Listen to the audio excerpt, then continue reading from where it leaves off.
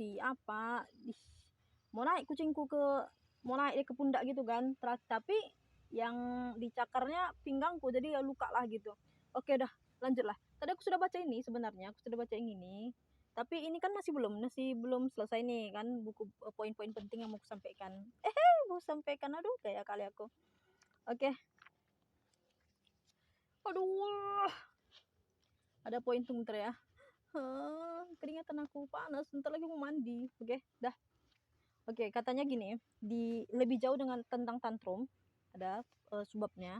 Katanya gini, bisa jadi balita tantrum karena frustrasi, karena mereka tidak akan memilih untuk tantrum jika bisa mengelak. Di tengah tantrum, mereka bisa bahkan lupa apa yang membuat mereka frustrasi. Es krim yang dilarang akan terlupakan. Intinya, mereka hanya ingin mengungkapkan perasaan mereka.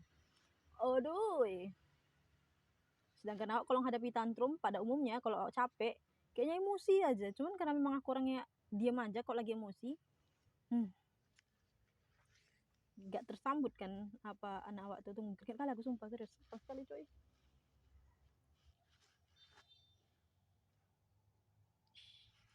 Oke lah, selanjutnya, dengan terus mengamati, mengenali suasana hati, mencoba serta melisankan untuk mengetahui apa yang ingin disampaikan anak, Anda akan mulai mempelajari faktor yang membuatnya kehilangan kendali atas perasaan dan perilakunya. Dan Anda akan bisa berjaga-jaga sebelum tantrum terjadi lagi. Banyak orang tua tahu kapan waktu yang pas untuk menarik anak dari suatu kelompok, misalnya untuk bersenang-senang dengan orang tuanya, atau ketika di stroller membuat mereka tidak nyaman dan ingin bebas, atau waktunya untuk makan sebelum mereka merasa lapar. Berikutnya, berantakan rambutku, bentar ya. Sumpah tetap berantakan sih, tapi ya udahlah, terlagi mandinya aku. Oke. Jarang sekali anak 6 tahun sudah mengenal dirinya sendiri sehingga mereka bisa mengatakan aku lebih energi. Aku sangat ingin berlari ke sana kemari sebelum aku bisa duduk tenang. Anda perlu mengamati mereka untuk menyelesaikan persoalan ini. Eksperimen di sebuah sekolah dasar Eagle Mountain, Fort Worth, Texas melakukan eksperimen dengan memperpanjang jam istirahat menjadi 1 jam, 2 kali lipat lebih panjang dari waktu sebelumnya. Mereka mengklaim anak-anak belajar lebih banyak. Mereka juga melihat para murid lebih baik dalam mengikuti pengarahan, berusaha belajar secara mandiri dan lebih cekatan untuk memecahkan persoalan sendiri. Wow. Kayak kayaknya nggak menuntut anak gitu. Poin terakhir ya, udah 3 menit.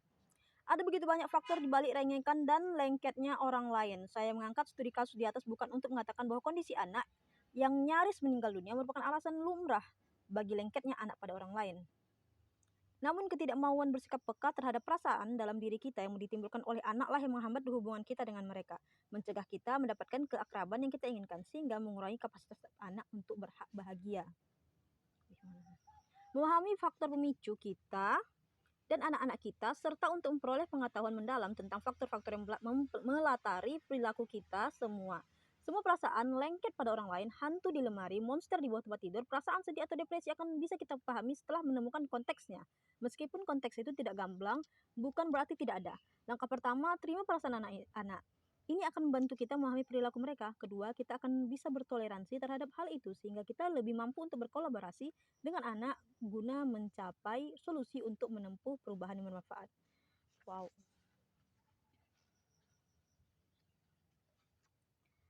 Jadi salut juga lah aku ya kan, setelah aku baca buku ini, salut aku sama orang-orang tua yang udah kita punya banyak anak aja gitu. Jadi nanti sekalian mengurusnya. Pertama, ada yang bilang ngapain, nggak ada kan salahnya kita punya banyak anak. Toh si sulung nanti bantu awaknya. Padahal anak sulung kan anak-anak juga ya kan.